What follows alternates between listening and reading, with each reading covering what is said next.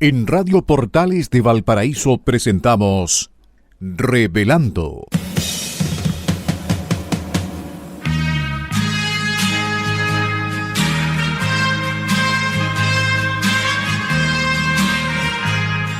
Un programa donde se abordan temas de actualidad, contingencia y la agenda cultural de la zona.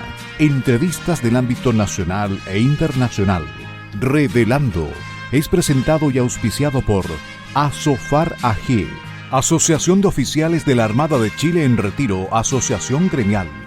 Con ustedes, Revelando en Radio Portales de Valparaíso.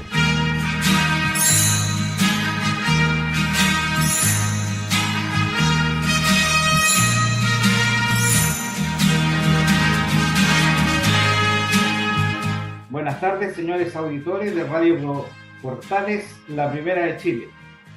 Hoy día lunes 26 de diciembre del año 2022, en la última semana del mes. Saludamos a nuestros auditores y comenzamos nuestro programa Revelando, un programa que va de lunes a viernes de 18 a 19 horas. Queremos hacer, como es tradicional, un saludo a nuestros técnicos que hacen posible que este programa llegue en óptimas condiciones a sus receptores. Me refiero a don Claudio Alvarado, don Luis Salinas y don Mario Salazar, y lo hago extensible a todos los funcionarios de Radio Portales, la primera de Chile. Carlos Flores, que les habla en el día de hoy, reemplazando a María Eugenia Martini, que se encuentra en su periodo de descanso. Y en esta oportunidad me acompaña don Fernando Palma Trujillo, quien ha accedido a esta invitación a acompañarme a conversar, un hombre de radio, también de Radio Portales, empresario. A quien saludo y le doy la más cordial bienvenida. Buenas tardes, Fernando. Muy buenas tardes, Carlos. Muy buenas tardes, estimados auditores de Radio Portales, en su programa Revelando. Y en esta primera incursión contigo en este programa, desearles, espero que todos hayan tenido una feliz Navidad y, por supuesto, mi solidaridad con todas las personas que fueron afectadas por ese tremendo incendio acá en Viña del Mar y también en la zona de la octava región. Bueno, efectivamente, hoy día 26, debemos indicar de que todas las opiniones que se vierten en este programa son de exclusiva responsabilidad de quien las emite, y en ningún caso comprometen ni a Asociación de Oficiales de la Armada en Retiro y a Radio Portales de Valparaíso. Efectivamente, Fernando, esta ha sido una Pascua bastante particular porque, bueno, hemos sido afectados por una tragedia aquí en Viña del Mar y también en otras regiones, pero yo diría que el centro de la información se centró en Viña del Mar, ¿sí? Y me parece a mí que hay una cantidad de afectados, ¿sí? Que efectivamente ha sufrido enormes pérdidas, sobre todo sus casas, grandes incendios, ¿sí? Me parece que son 761 personas que fueron afectadas y 261 viviendas. Eso es la información que ha revelado la autoridad. Probablemente pueden haber más, el catastro puede cambiar, y también, digamos, indicar de que estamos en un momento en que la emergencia ha disminuido y se comienza una etapa de reconstrucción o de ayuda de todo lo que ha ocurrido, limpieza de los terrenos y reconstrucción y ver las ayudas que se van a hacer para las personas. Yo quisiera comentarte, Fernando, que me ha parecido a mí también como algo rescatable de toda esta tragedia, la reacción de las personas, porque he apreciado que ha habido gran ayuda. Los centros de acopio también han recibido muchos aportes de las personas, muchas instituciones se han movido y también muchas personas han entregado su tiempo y su trabajo para ir a ayudar a los damnificados. ¿Qué te parece a ti, Fernando? Varias, a ver si puedo ordenarme en todas las ideas, Carlos. Primero, decir de que el incendio fue combatido con bastante premura, es decir, el hecho de que fuera en la tarde del día viernes y que estuviera muy cerca de Rodelillo, donde la CONAF tiene material aéreo de helicópteros principalmente para combatir incendios, hizo que la alarma se diera oportunamente y los medios aéreos pudieran concurrir con bastante presteza, diría. Yo diría que dentro de las cosas rescatables está que se pudo iniciar el combate, por lo menos desde el punto de vista aéreo, que es más efectivo, más visual, se pudo hacer bastante oportuno.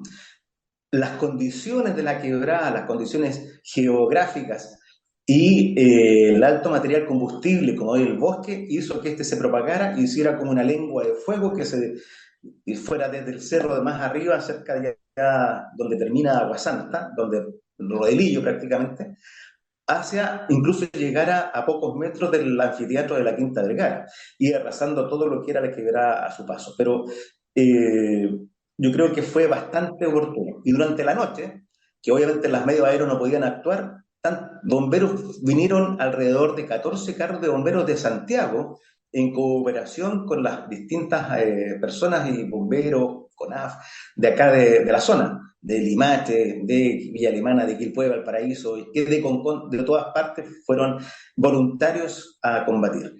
Y lo que tú decías respecto de la solidaridad de las personas en dos ámbitos. Un ámbito en tratar de ayudar a que las personas pudieran sacar sus enseres personales de valor que son irrecuperables, como los recuerdos, fotografías, etcétera, y otros al día siguiente llevando alimentación, víveres y regalos para los niños, para las personas que están o han perdido todo o perdieron gran parte de su enseres. Entonces, efectivamente, como tú dices, es gratamente esa noticia, o sea, ver esa cantidad de personas solidarias que acudieron a ayudar tanto a remover escombros como con comida y con regalos para la gente, sobre todo en esta fecha tan especial que es la Navidad. Bueno, efectivamente yo creo que hay que reconocer la gestión, ¿no es cierto?, del jefe de la Defensa Nacional, el almirante Rojas, y todas las autoridades, ¿no es cierto?, pertinentes, eh, los del Cuerpo de Bomberos, de Carabineros de Chile, varias de las Fuerzas Armadas, jefes de las Fuerzas Armadas, y bueno, y la gente en general, las instituciones, la municipalidad, la gobernación regional, el gobierno nacional. Bueno, de alguna manera eso ha contribuido a que las ayudas hayan llegado oportunamente y las acciones también para contener el fuego hayan sido también en forma rápida. Obviamente, uno puede apreciar aquí que hubo una buena coordinación, un buen trabajo y muchas veces se vio por televisión, ¿no es cierto?, el magnífico trabajo de los helicópteros, ¿no es cierto?, que en forma excelente coordinación para cargar, trasladar el agua. Así que me parece a mí que, bueno, dentro de la tragedia, que es muy lamentable, eh, bueno, hay acciones que son rescatables y que, bueno, que constituyen algo positivo de toda la tragedia que ocurrió. Me parece a mí, no sé, que las autoridades actuaron oportunamente. ¿Qué te parece a ti, Fernando? Mira, Carlos, efectivamente me llamó la atención en forma positiva, no sé a ti y a nuestros auditores, me llamó positivamente la atención que el día viernes en la noche ya se dijera que el gobierno iba a designar un jefe de la defensa, cosa que no había hecho en otras oportunidades en forma tan rápida. O sea, han ido aprendiendo, yo creo, con muchos traspiés. Yo creo que esta es una buena manera de decir que parece que esto está mejorando. Respecto a lo que tú decías, una vez designado el jefe de la defensa, que era el almirante Rojas, vi una declaración de él en televisión cuando estaba con varias autoridades y me gustó mucho cómo se plantó y las cosas que dijo. Entre ellas, dio prioridades. Y dijo, obviamente, la primera prioridad es la vida y la salud de las personas. O sea, eso es lo primero y en eso no nos podemos perder y todo el esfuerzo conjunto tiene que ir hacia eso. Después tenemos que recuperar tanto el terreno como las casas o las habitaciones de las personas. Y lo tercero es que esto debe plasmarse en una ayuda continua, no puede ser una ayuda de hoy día o mañana y pasado mañana nos olvidamos del tema porque parece que ya está solucionado. Esto, dijo, debe plasmarse en una ayuda continua porque todos los días están apareciendo cosas y la gente, las personas que están afectadas, que perdieron algunas, todo, muchas personas yo vi en televisión que dicen estoy con lo opuesto, perdí todo. Entonces esas personas requieren una ayuda no solo de hoy día, un esfuerzo hoy día, sino que un esfuerzo continuo, que fue la palabra que él utilizó. Así que me parece muy bien la forma en que enfrentó el jefe de la defensa, las prioridades que dio y que él estuviera en ese punto de prensa con la alcaldesa, con la delegada presidencial, con el ministro Jackson atrás, con el gobernador también, el jefe de la CONAF. O sea, me pareció una muy buena imagen de cómo deben hacerse las cosas cuando hay dificultades. Afrontémoslas todos, un equipo, hay uno que está designado al que dirige y todo el resto coopera y ayuda en esa línea. Así que, como tú decías, destaco la prestancia y además las prioridades que dio el jefe de la fuerza. No sé si tú coincides conmigo. De todas maneras, yo creo que efectivamente durante mucho tiempo se había visto ciertas dificultades de coordinación del gobierno y las distintas autoridades en otras situaciones. Sin embargo, ahora como que se apreció que hubo una mejor coordinación, un mejor entendimiento. Me parece ahí que mucho tiene que ver en este caso el jefe de la Defensa Nacional, ¿no es cierto?, designado, que tenía muy claras las prioridades.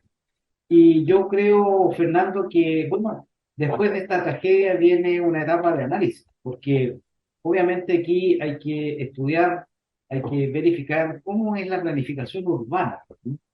Sobre todo estos lugares como Valparaíso y Viña. Nosotros tuvimos una tragedia en Valparaíso, ¿cierto?, muy similar, y ahora viene Viña. Entonces yo creo que hay que sacar lecciones de esto en lo que es la planificación urbana. ¿Cuáles son los lugares adecuados para construir? ¿Cuáles son los lugares adecuados para establecer, ¿no es cierto?, la presencia humana? Eh, y también, ¿no es cierto?, que tiene que ver eso con un adecuado control de lo que son las tomas, ¿sí? Porque efectivamente las tomas son bastante irregulares, obviamente, pero se hacen en lugares que probablemente revisten riesgo para la vida humana y que se ha visto plasmada en esta tragedia. Yo creo que es para un análisis mayor, pero obviamente hemos visto, ya tenemos experiencia, tuvimos la experiencia de Valparaíso y ahora tenemos la de Viña. Por lo tanto, creo que esto debiera repercutir, ¿no es cierto?, en políticas públicas. ¿Ah? Eh, Hace pocos días atrás me tocó estar en un taller de planificación del Plan Regulador Comunal de Viña del Mar. Bueno, ese es un instrumento muy importante que debe considerarse todos estos aspectos. Y creo yo que las autoridades deben estar más activas en el caso de las tomas.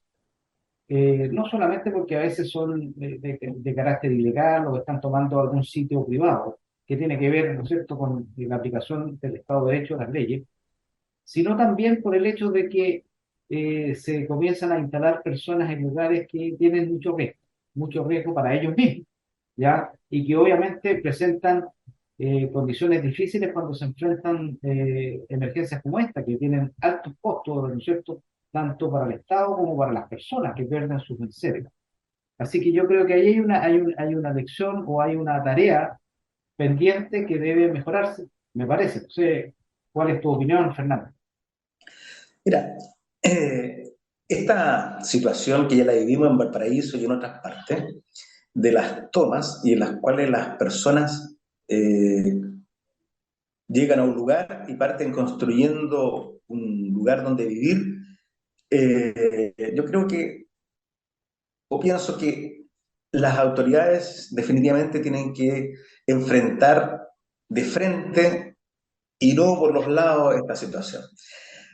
Pienso que, como en toda la sociedad, hay personas que están muy necesitadas o carentes de un lugar donde vivir y por esa necesidad se instalan en cualquier parte, ya sea en una carpa o colocan una frazada de techo y se instalan en cualquier parte sin servicios básicos, sin baño, sin nada, y por lo tanto lo único que hacen es incrementar las posibilidades de enfermarse, producto de una falta de higiene, falta de alimentos principalmente. Entonces, dada esa situación tan precaria, me parece que el Estado debiera asignar algún lugar para ese tipo de personas. Y por lo tanto, esas personas que son muy precarias, darles alguna solución.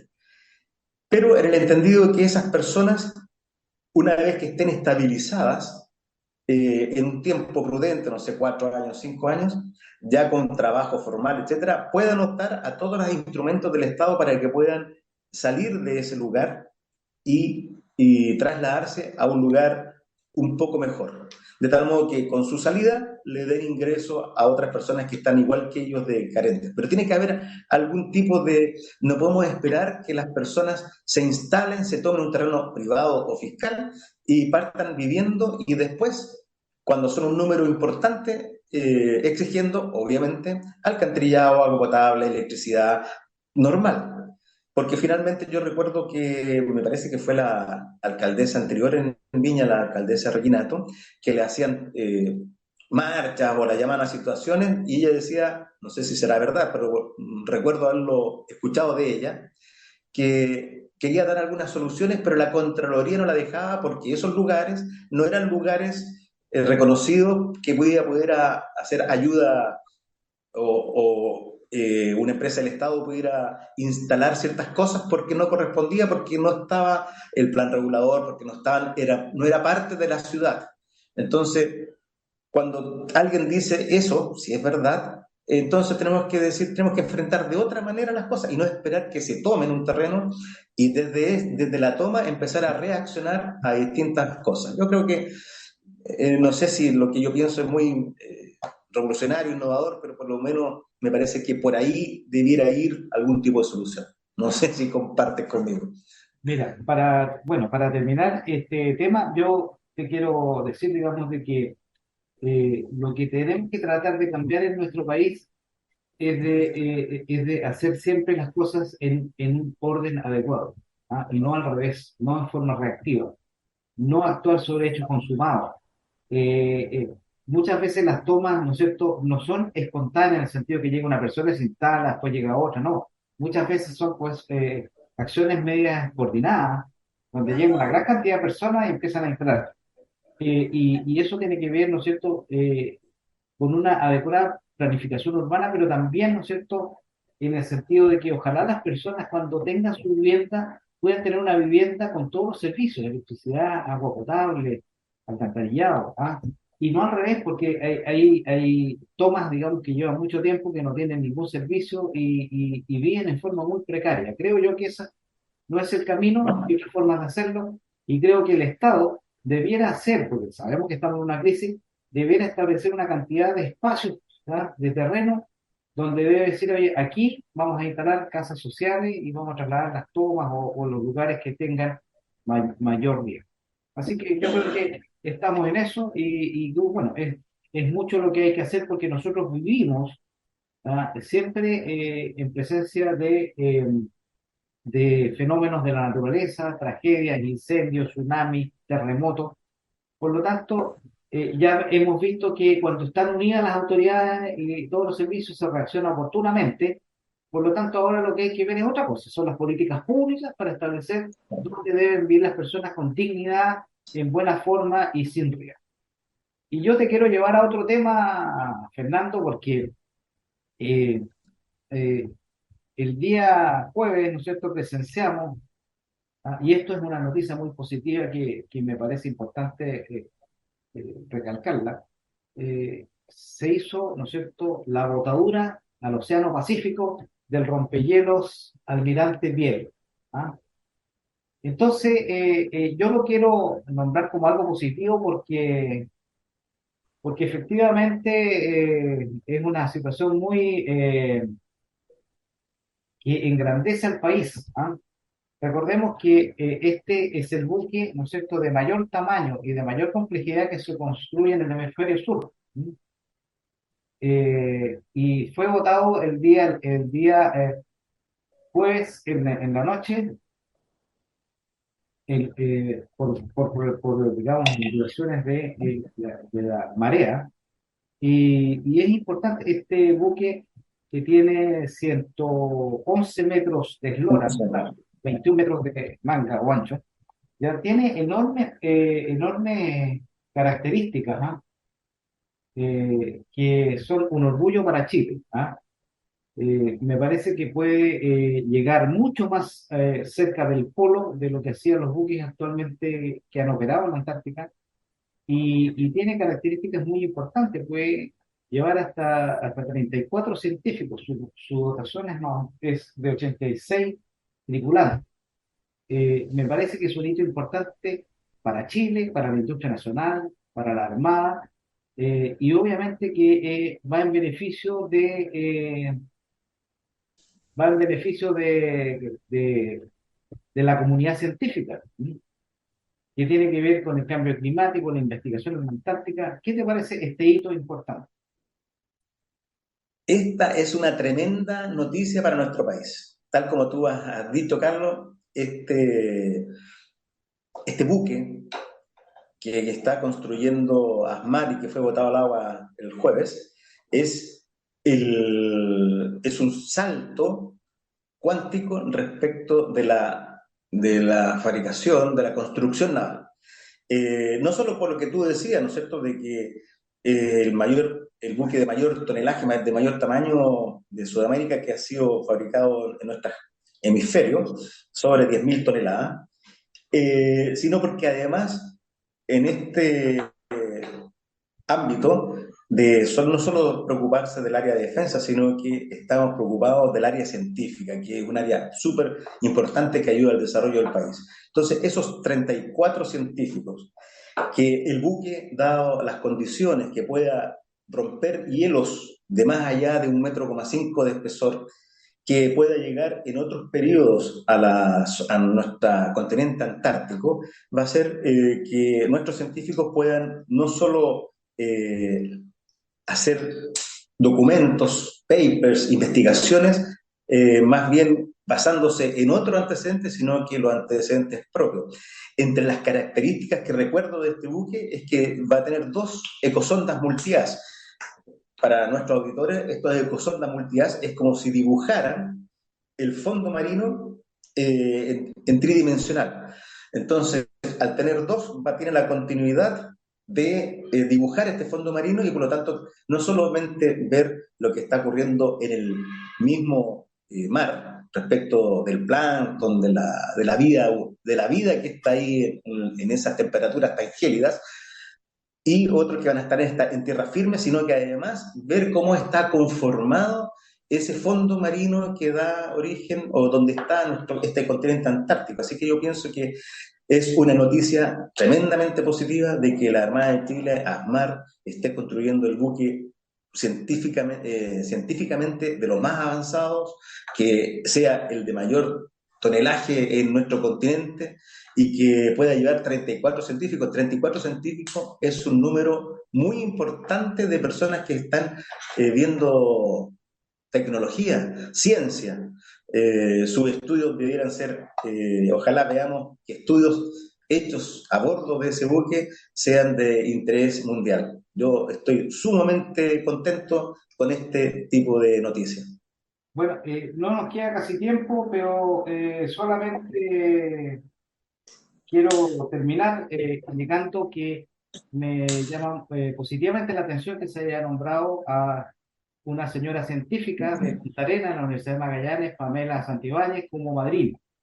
Y terminar este bloque, ¿no es cierto?, indicando de que este buque tiene muchas capacidades científicas, tiene avanzados laboratorios, pero también tiene capacidades logísticas, tiene capacidades de rescate en el mar, tiene capacidades de vigilancia, así que va a prestar una cantidad de tareas para realizar inmensa. Así que es de enorme utilidad. Felicitaciones a la Armada, felicitaciones a ASMAR y bueno, y por qué no decirlo, felicitaciones a Chile por este logro. Fernando, vamos a hacer una pausa y en unos minutos más continuamos conversando. ¿Qué te parece? Estupendo, Carlos. Señores auditores de Radio Portales, volvemos después de una pausa musical a nuestro programa Revelando, un programa auspiciado por la Asociación de Oficiales de la Armada en Retiro, ASOFAR AG, y transmitido por Radio Portales de Valparaíso, la primera de Chile, en sus ondas de frecuencia modulada, de amplitud modulada y también por Internet. Eh, Nuestros auditores están acostumbrados a escuchar los días lunes a María Eugenia Martínez. Hoy ella se encuentra en sus días de descanso, así que la estamos reemplazando. Carlos Flores, que les habla, y mi estimado amigo, colega radial y empresario, don Fernando Palma Trujillo, quien me acompaña. Así que vamos a continuar nuestra conversación, indicando primero que hicimos una pausa romántica con Laura Pausini, por un tema que se llama Entre tú y mil mares. ¿Ah?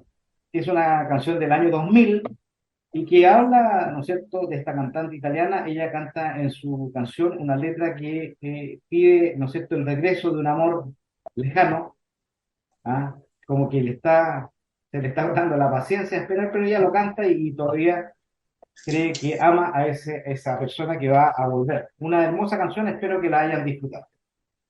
Eh, Fernanda, mira, la verdad es que estamos en una fecha donde la mayoría de las personas están preocupadas, ¿no es cierto?, de haber celebrado la Pascua, que espero que haya sido muy buena para todo el mundo, que haya habido mucho efecto. Pero también, digamos, se acerca el final de año, estamos en un periodo, ¿no es cierto?, de reflexión de lo que ha ocurrido durante el año, ya sea de las instituciones, ya sea en el ámbito personal. Eh, Pero en el ámbito nacional, ¿no es cierto? Las noticias, las situaciones siguen ocurriendo. Han habido muchos y podríamos comentar muchas noticias que saben. Sin embargo, Fernando, yo eh, quería comentar, ¿no es cierto? Hay un problema que está ocurriendo en la salud. ¿Sí? Y bueno, sabemos que hay muchos problemas en la salud. Hay un problema de gestión, ¿no es cierto?, por parte del Sí, gobierno. correcto. ¿Ah? Hay un problema también de crisis económica en las ISAPRES. ¿Ah? Y bueno, hay mucho que comentar sobre eso, pero obviamente hace poco tiempo atrás, a pesar de que ya se sabía, apareció la noticia, ¿no es cierto?, de un fraude realizado por médicos que emiten licencias falsas.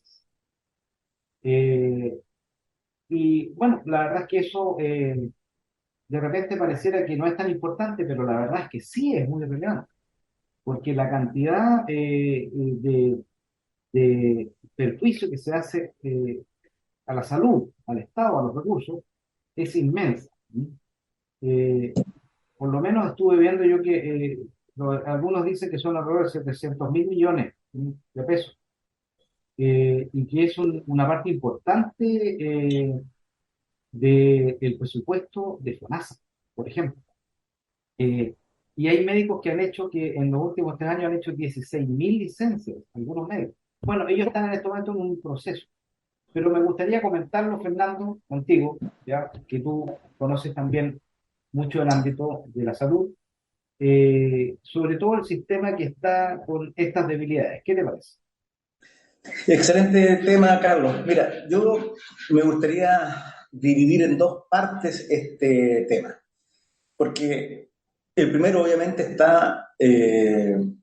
ataca al sistema de salud que es nacional. ¿Y por qué lo ataca? Porque solamente es un fraude cometido por médicos, ideado por médicos, me imagino, y que en este presupuesto nacional del Fondo Nacional de Salud, que es FONASA, este fraude se lleva el 30% de ese presupuesto. Entonces, es un daño a la salud de todos, muy importante. O sea, lo primero es de que el daño, no solamente que se defrauda al fisco y que hay gente que está mintiendo y engañando, sino que el efecto además va directo al sistema. En ese sistema donde yo también soy parte, nos atendemos principalmente la gente más precaria económicamente, y otros que confiamos en el sistema público.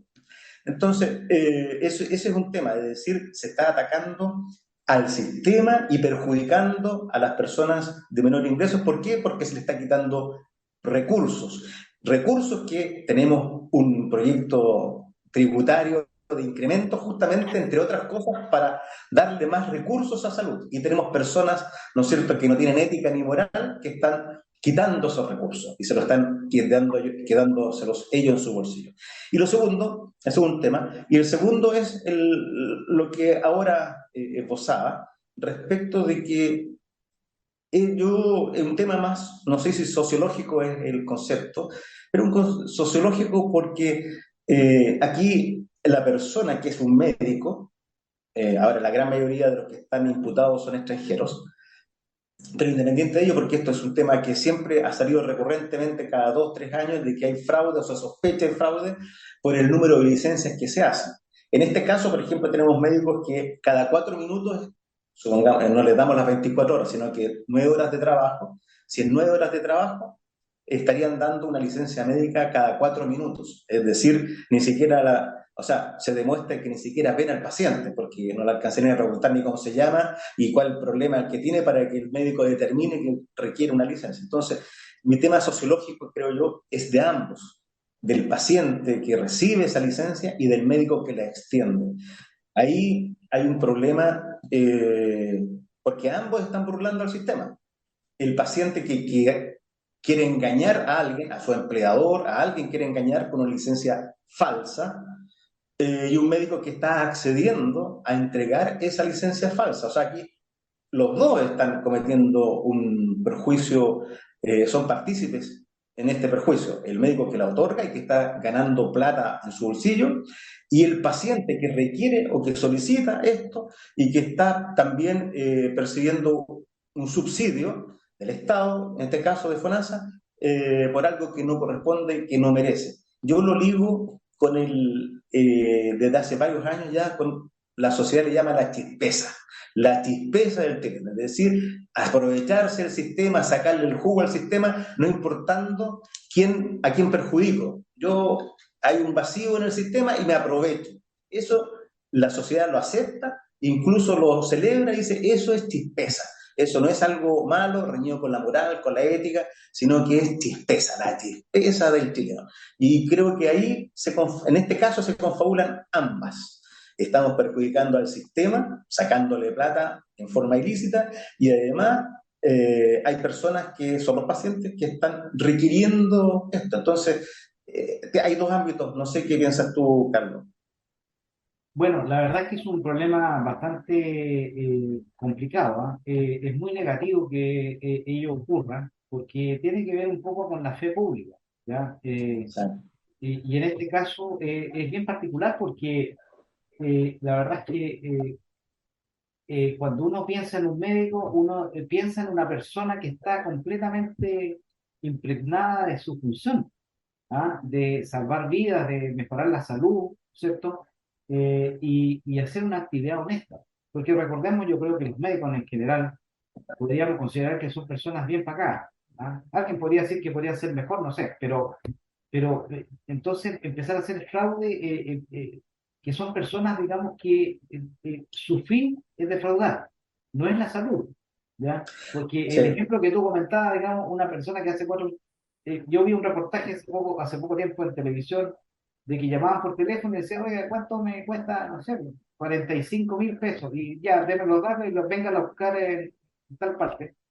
¿Ya? Entonces, ya deja de estar en el ámbito de la salud, en el fondo está, no voy a decir, pero es casi como el crimen organizado, porque son a veces varias organizaciones que están preocupadas de esto. Y las personas, digamos, que también tratan de engañar, como tú decías, al empleador, ¿ah? O que quieren darse un descanso, que quieren buscar alguna situación sin perder, ¿no es cierto?, descuentos o días descontados de sueldo, o sencillamente quieren hacer otras cosas. Entonces, hay una cosa que es muy perjudicial para el sistema. Y eso ocurre no solo para esto, para FONASA, también ocurre para las ISAPRES. Entonces, Correcto. recordemos que alguien que tiene licencia, ¿no es cierto?, recibe un sueldo sin trabajar. Entonces, ahí se produce una situación, y nosotros sabemos, ¿no es cierto?, que la situación de salud en Chile necesita muchas reformas, necesita una mejoría tremenda en gestión, ¿ya? Necesita una complementación, a mi juicio, adecuada entre lo que es la salud privada y la salud fiscal. ¿Ah? Entonces, hay situaciones que para mejorar, ¿no es cierto?, hay primero que eliminar todas estas cosas que son negativas y después empezar a pensar en mejorar, o no después, sino que paralelamente empezar a pensar en mejorar la gestión y el sistema. La reforma a las ISAPRES han sido solicitadas muchas veces precisamente por las mismas ISAPRES. Y curiosamente, digamos, es importante destacar de que la industria de las ISAPRES es una industria, pero muy, muy regulada. En general, son pocas las acciones que no, o sea, que no sean visadas por el Estado de alguna manera. Por lo tanto, no pueden subir los planos o los suben, los tienen que subir de acuerdo a ciertos contratos o a la ley. Entonces, hay cosas que se deben mejorar y que muchas veces la ISAPRE han pedido una reforma y el Estado o los políticos no han querido solucionarlo, no han querido enfrentar y hacer reformas, que es lo que necesita la salud. Y FONASA, que tiene otro problema, que es un problema de gestión también, que tiene, ¿no es cierto?, tiene una infraestructura bastante importante, ¿no es cierto?, y a veces mal utilizada, o tiene recursos que se pierden, o tiene situaciones que por gestión hacen crecer las listas de espera, gente que no se atiende. Recordemos que la importancia de la salud, ¿no es cierto?, es que sea oportuna. ¿Ah? O sea, una de las cosas más importantes de la salud es que la atención sea oportuna. Entonces, y eso es lo que no está ocurriendo. Y además, agregarle este tipo de ilícitos me parece que es muy perjudicial. ¿Cierto? ¿Qué te parece a ti en el caso, por ejemplo, de las reformas? Mira, un tema que me quedó pendiente esto de este fraude es que estos médicos, varios de estos médicos que están imputados, crearon centros médicos especialmente para defraudar. O sea, no crearon un centro médico para atender pacientes, crearon un centro médico para mejorar su sistema de defraudación. Entonces, esto ya es como, cómo creo el mal, cómo estoy creando un mecanismo para engañar. Respecto a lo que tú decías, sí, la reforma, yo estoy de acuerdo, coincido contigo plenamente de que es un tema de gestión. Yo creo que el sistema de salud, cualquiera sea, falta mucho de gestión. Finalmente es porque no se cumplen bien los contratos de los médicos, porque los médicos no atienden de acuerdo a los protocolos, me refiero a los tiempos, y eso es fácil, porque todos tienen sistema computacional, se agenda computacionalmente, por lo tanto, yo sé que este médico atendió en un espacio de contrato de 4 horas, si le damos 20 minutos, son 3 pacientes hora, en 4 horas son 12 pacientes día, por lo tanto, sé que tiene que atender 60 pacientes a la semana. Entonces, eso está. Por lo tanto, falta alguien que verifique y evalúe qué está pasando si ese médico que debió haber atendido 60 atendió 30 o atendió 40. Y es un tema netamente de gestión y conversar con los facultativos el por qué. Porque podría ser de verse que el director lo mandó a buscar para que fuera a otra parte, porque a lo mejor, por ejemplo, una emergencia como el incendio, se destinaron médicos para otra cosa. Hay una explicación, pero por lo menos que se busque esa explicación y no que simplemente el médico atienda la mitad de los pacientes que tiene asignados y el paciente después tenga problemas para que se le reagende en otra oportunidad. Por eso, incluso yo iría más allá. Yo, no sé, en esta nueva constitución que quieren escribir, yo dejaría explícito que el sistema de salud no puede tener derecho a huelga nunca, ni, ni porque está correcto, porque las demandas son correctas o porque no, porque dejar pendiente una intervención quirúrgica a los más desposeídos que está esperando un año que lo intervengan y justo ese día, sea a muy valedera la razón, hay huelga o paro y no lo operan y tratan de... No, yo creo que con la salud es parte de un derecho humano, yo estoy en contra. Así que es un problema de gestión, como dices tú, y la forma de hacerlo es participando tanto los médicos como las personas administrativas, ingenieros comerciales, auditores, quien sea, para mejorar el sistema, aportar desde su distinto ámbito. Bueno, claramente, digamos, tenemos muchas cosas que estudiar respecto al sistema de salud. Lo importante, digamos, es que se tenga el principio de que las personas reciban una atención oportuna, que sea de calidad, y además, una cosa importante, que la infraestructura existente sea completamente ocupada. No puede, yo creo que no. Es inentendible cuando uno ve que hay pabellones, ¿no es cierto?, quirúrgicos que están ocupados en la mitad del tiempo o 3 horas al día. Me parece a mí una cosa, yo diría que es casi absurdo, ¿no? Pensando cómo debiera ser, el Estado debiera gestionar otra cosa. Y bueno, y obviamente un buen control de la gestión logística de salud, porque yo creo que ahí también hay parte importante que mejorar. Yo diría que todos los años, y la verdad es que así ocurre, todos los años, todos los gobiernos que llegan suben el presupuesto de salud y a veces lo elevan en cifras importantes. Y sin embargo, eso no se traduce en una mejor atención o no se traduce en una mejor salud. ¿Ah? Hemos visto que ahora tenemos listas de espera inmensas, ¿ya? Y todo pareciera indicar que no se está solucionando adecuadamente, ¿ya? Entonces hay que tomar acciones inmediatas, tal como dices tú, de repente se debiera buscar todo el sistema de salud, salud pública y privada, y resolver el problema de la lista de espera. Para que Mira, termine la lista de espera se puede arreglar, ¿cómo? Pero no puede ser que haya una persona que tenga que esperar meses para ser intervenida con eso. sí, mira, hay un problema también yo sé que hay un problema de recursos, de plata, pero también, eso también se puede subsanar, sobre todo cuando tú tienes dos hospitales que están muy cercanos. Por ejemplo, Coquimbo, La Serena, los dos hospitales. Eh, los dos hospitales no pueden competir, tienen que ser complementarios. Y es un problema de la autoridad. La autoridad es la que debe definir el Hospital de La Serena va a ser fuerte en traumatología y en la parte llegar a hacer trasplantes de riñón si es necesario, y el Hospital de Coquimbo va a ser fuerte en la parte cardiovascular, en la parte cáncer, por ejemplo. Y como son los recursos escasos, no puede comprarle a los dos hospitales un equipo para hacer radioterapia.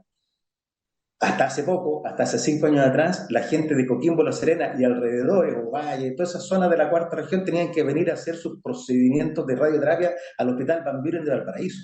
Entonces, ese tipo de cosas es un tema de gestión y un tema también de no preocupación de la salud. ¿Cómo puede una persona de la cuarta región venir a Valparaíso a hacer su proceso? Entonces, la disculpa es plata. Y tú ves como por otro lado como la plata se dilapida en distintas situaciones. Y gestión, porque al final, como te digo, La Serena y el Coquimbo, los dos hospitales eran competencia.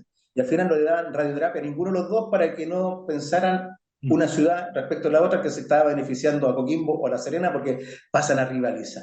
Y seguía el radioterapia aquí en Valparaíso. Entonces, falta una autoridad que sea consecuente con lo que debe hacerse y no estar pensando en la parte política. La correcta política es la política, en este caso, de bien público, lo que se debe hacer y cómo mejorar, en este caso, la salud de nuestros conciudadanos y no estar preocupados de egos, de que este director consiguió tal cosa, este otro director consiguió esta otra, y finalmente los pacientes vienen al paraíso a hacerse radioterapia. Eso no puede seguir pasando. Así que concuerdo contigo, un problema de gestión, un problema de gestión tanto médica como logística y voluntad para solucionar los temas. Y no todos los problemas o situaciones que afectan a nuestra gente, a nuestros conciudadanos en la parte de salud, se arreglan con plata. Muchas, yo te diría que podemos dar solución al menos al 50% con los mismos recursos que tenemos, simplemente optimizando lo que tenemos y aplicando un buen control de gestión. Bueno, ahí también, Fernando, hemos podido ver en el tiempo, ¿no es cierto?, en los últimos tiempos que hubo hospitales cuya licitación de construcción o cuya construcción efectivamente se retrasó o no se hizo o se postergó por razones ideológicas, por no sesionar esas obras. Entonces, aquí nosotros en el primer bloque hablamos, ¿no es cierto?, cómo se actuó frente al incendio, donde estaban todas las instituciones, ¿no es cierto?, convergiendo a un objetivo común. Bueno, en el caso de la salud tiene que ser una combinación virtuosa, público-privada, ¿ya?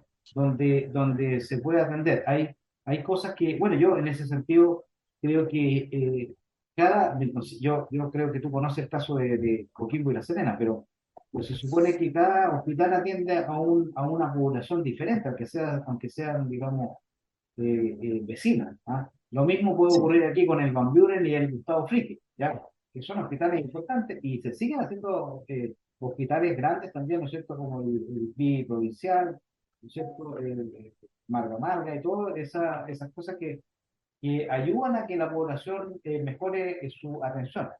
Pero también es necesario, ¿no es cierto?, ampliar todo lo que son los CESFAM y todos los consultorios, porque también no todos los pacientes pueden llegar al hospital. ¿Ah? Porque eso también es otro correcto, problema de gestión, ¿cierto?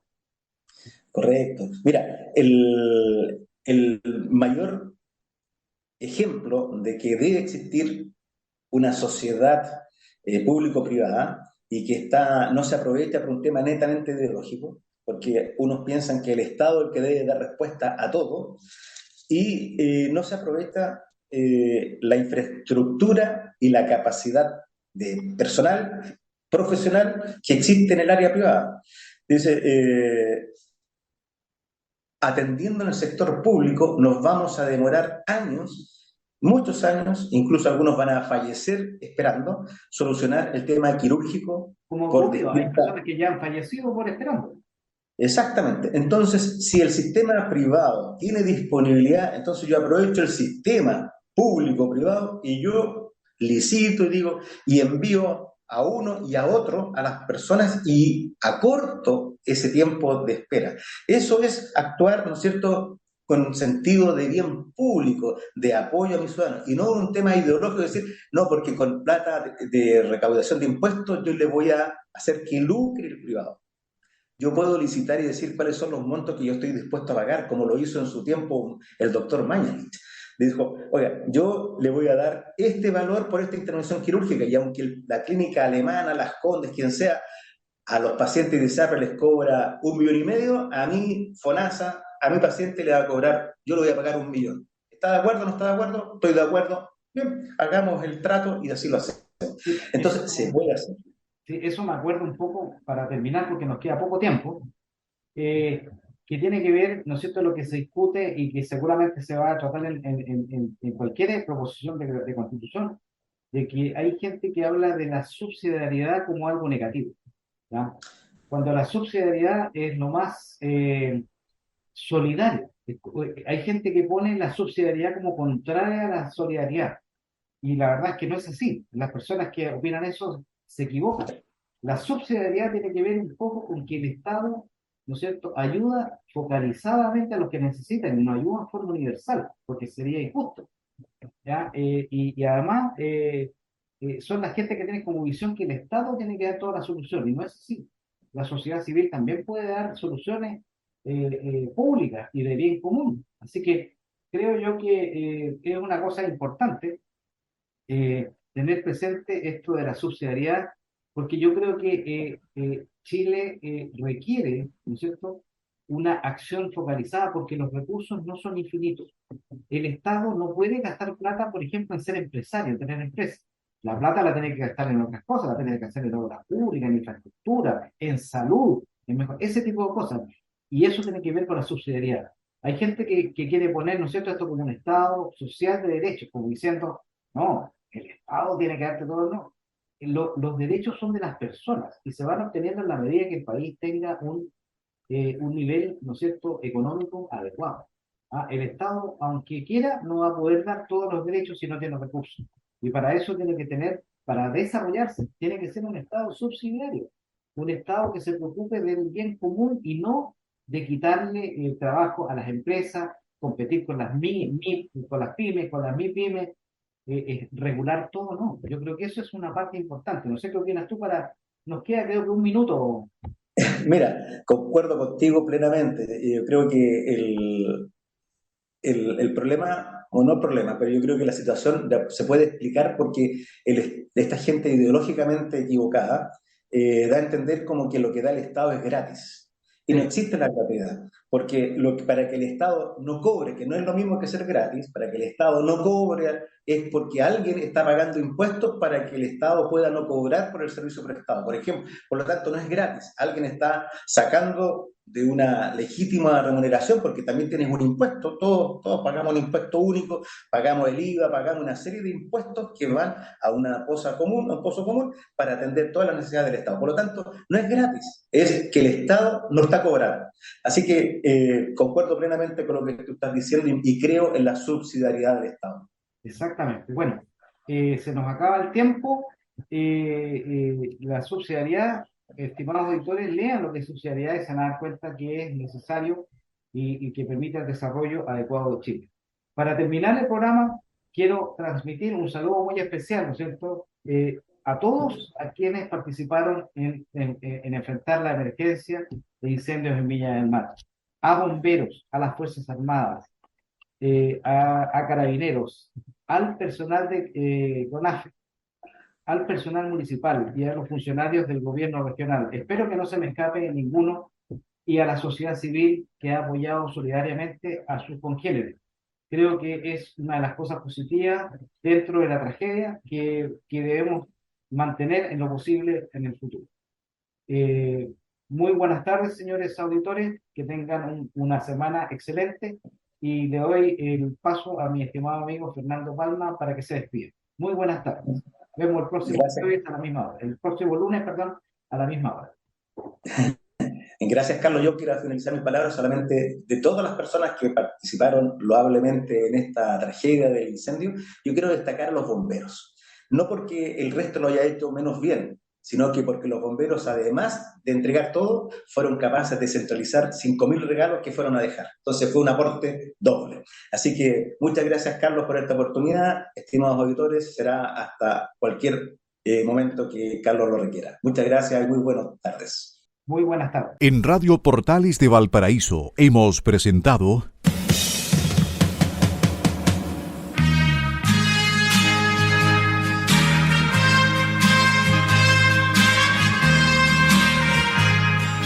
Revelando, un programa donde se abordan temas de actualidad, contingencia, entrevistas del ámbito nacional e internacional.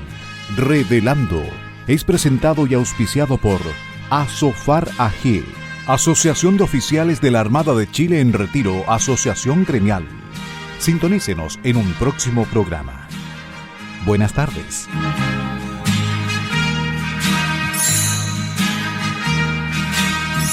Las opiniones vertidas en este programa son de exclusiva responsabilidad de quienes las emiten y no representan necesariamente el pensamiento de Radio Portales de Valparaíso.